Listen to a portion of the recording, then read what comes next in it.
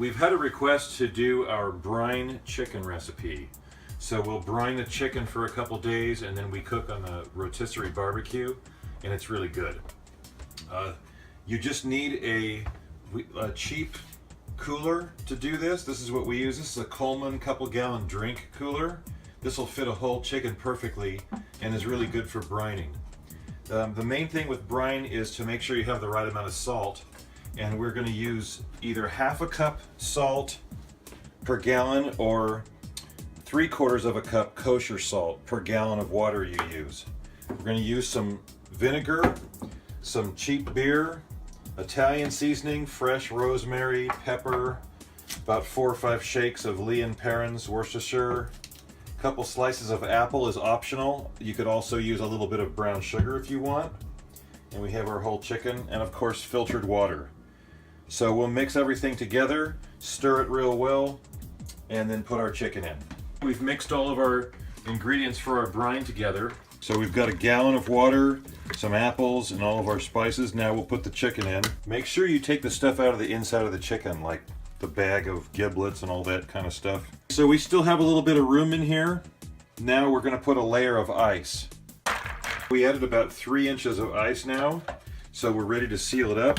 Basically, you can just walk by and give it a shake. And as long as you hear the sound of the ice rattling around in there, it's fine. So just leave it for a couple of days, and then you will yank it out in about 48 hours and we'll cook it. Okay, now we're going to prepare herb to stuff the brine chicken. Now we have this lemongrass, green onions, garlic, prime rib seasoning, and salt, lemon pepper, and white pepper. So I'm using the meat tenderized for lemongrass. If you do this, it's good because all the flavor goes to the chicken. And same thing also on the green onions. So now you just wrap it up and make a knot. So that way you can put in the chicken. Just like you tight, like, you know, the string. So I tuck in and pull it through this one. So that way it's not gonna come apart. There you go. Just mix all of the on this bowl.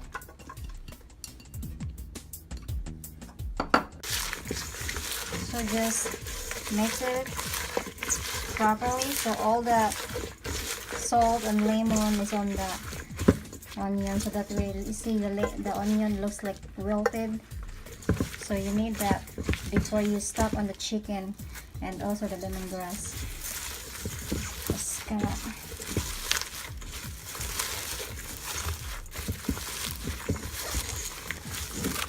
now we're gonna put the stuff in here, the one we made earlier. So we made 2 of this, so put one of the first.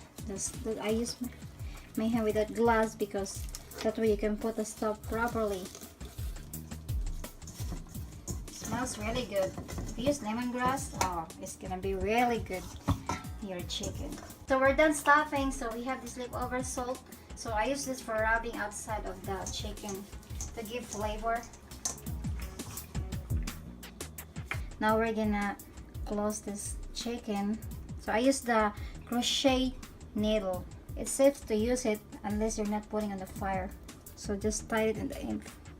Now I'm going to tie together the leg.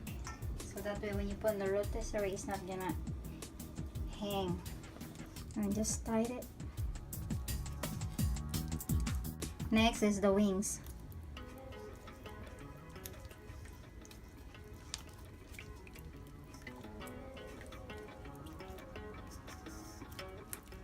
There you go, the chicken. It looks great.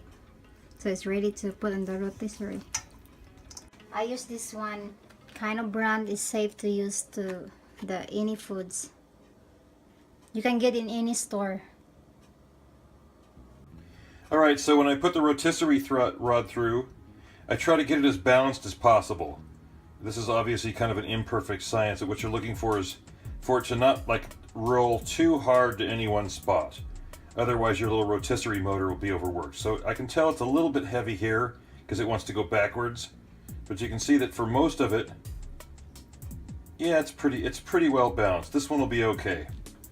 So go ahead and put the other half of the spit together and lock it up. It's ready to go.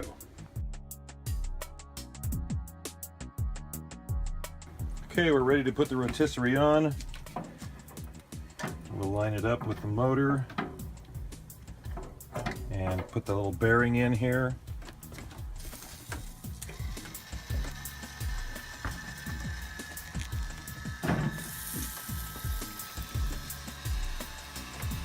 Okay, looks good. You can always, if fire starts flaring up, because we got all this oxygen going in, you can throw a little wet wood chips in there. Gives you some more smoke and flavor, and it helps slow the fire down just a little bit. Now, to get the smoke that you want from the side, this is kind of cheating, but it's too good not to share, and that is, I use this cordless leaf blower to blow on the coals inside here to get them going. So if they're not quite going, it's the perfect way to get things started. If you take a look, you'll see we have a nice little fire in there now, and we're getting some good smoke. So I'll actually choke that back just a little bit to knock that flame down, and we're good to go. Got a nice 375 degrees on our rotisserie chicken. You can see it's already getting a nice brown smoke tint to it. That looks really good.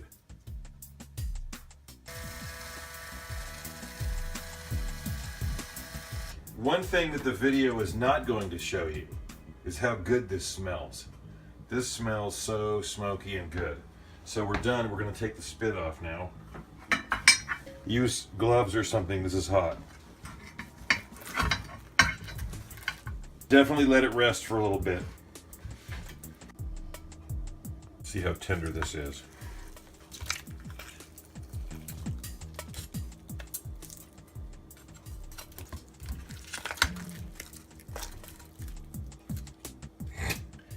You don't even need a knife.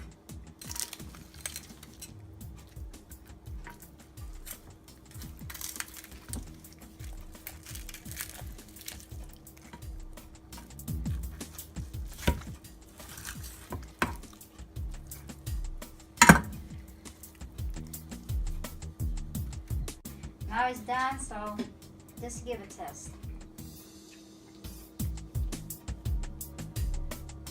Wow. Too good. You should try this recipe.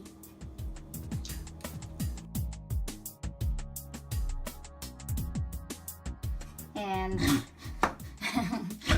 Sorry.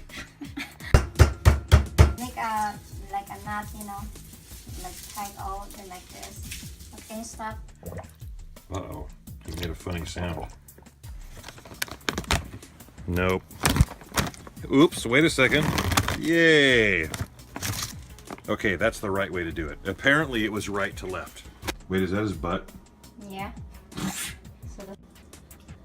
Okay, now I'm gonna start sewing. What are you eating? Biltong? Yeah, it's good.